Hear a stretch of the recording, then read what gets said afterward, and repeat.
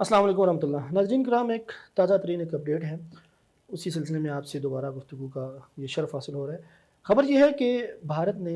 مقبوضہ جموں کشمیر کے علاقے سری نگر میں لدوا کے مقام پر ایک فیک انکاؤنٹر پروگرام رچایا ہے، ایک ڈرامہ رچایا ہے، ایک فالس فلیگ آپریشن کیا ہے۔ بالکل اسی طرح جیسے پہلگام حملہ انہوں نے اس کا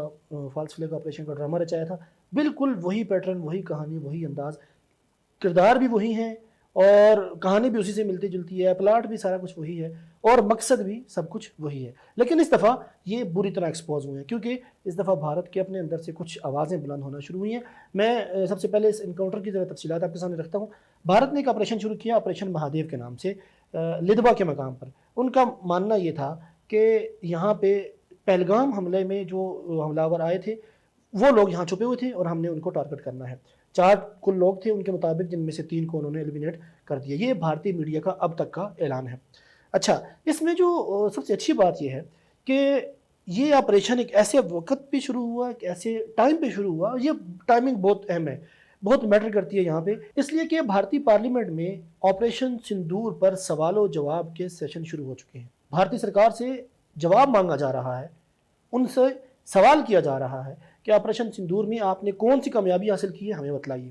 آپریشن سندور میں بھارت کو کتنا جانی نقصان ہوا وہ واضح کیجیے۔ آپریشن سندور میں کتنے جیٹس ہم نے کھوئے وہ ہمارے سامنے رکھیے۔ تو جیسے ہی بھارت جواب دینے کی پوزیشن میں آیا، مودی سرکار کو جواب دینے پڑے، فوراً سے ایک نیا آپریشن لانچ کر دیا جاتا ہے جس کا نام آپریشن مہادیو ہے، اور 3 بے گناہ کشمیریوں کو انکاؤنٹر کے نام پر پہلے سے ہی ان کو جن کو مار دیا گیا تھا وہاں جا کے ان کی لاشیں پھینک دی جاتی ہیں اور پھر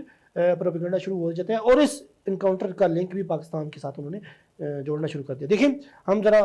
ڈیٹیل میں بات کرتے ہیں۔ اپریل کے مہینے میں انہوں نے پہلگام حملہ چلایا، ٹھیک ہے۔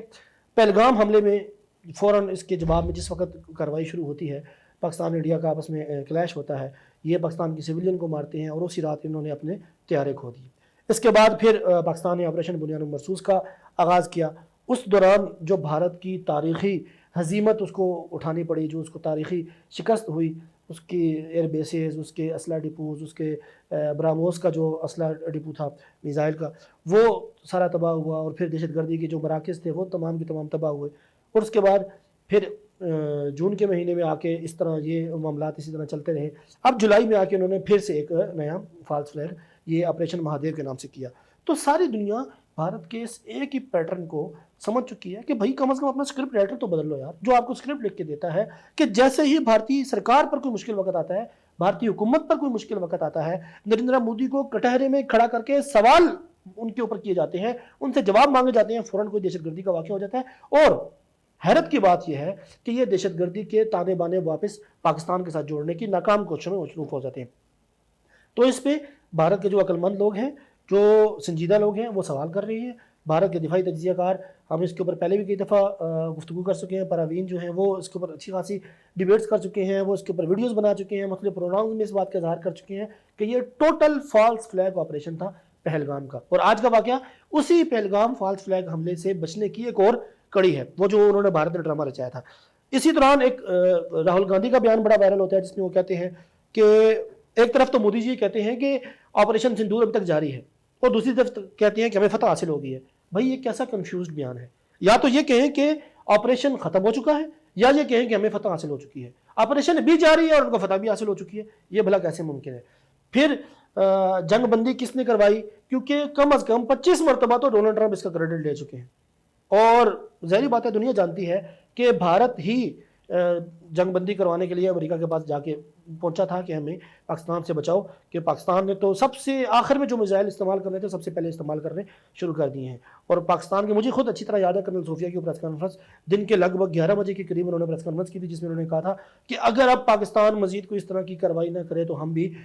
جنگ بندی کا اعلان کرتے ہیں اور ہم بھی جو ہے نا صلح کی طرف جانا چاہتے ہیں۔ تو یہ کرنل صوفیہ کا یہ بیان اور پھر ڈونلڈ ٹرمپ کے پاس بھارت کا بھاگ کے جانا، یہ اس بات کی غمازی ہے، اس بات کا اعلان کرتا ہے کہ بھارت پاکستان کا کسی بھی میدان پر مقابلہ کرنے کی صلاحیت نہیں رکھتا۔ راہل گاندھی کا سوال، پراوین کا سوال، یہ وہ تمام لوگ جو یہ سوال بار بار اٹھاتے رہے ہیں، وہ سوال اپنی جگہ بالکل درست ہے۔ بھارتی سرکار ان تمام سوالات سے بچنے کی کوشش کرتی ہے۔